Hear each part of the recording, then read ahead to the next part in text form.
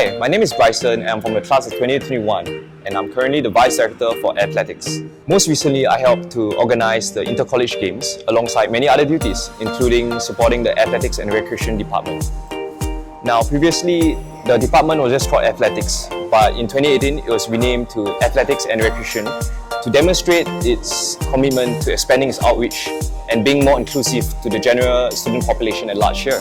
There are 15 sports clubs here at Yale-NUS College where students can choose to participate in and compete and represent the college in the inter-faculty games or the inter-college games. In fact, I was actually the ex-co-captain for the floorball team here at Yale-NUS College. My floorball journey has been nothing short of being deeply personal and meaningful to me, because after a 5 years break from the sport, it felt really good to come back and embrace the sport once again at Yale-NUS College. We've been largely successful in cultivating an inclusive yet competitive space for the student athletes here.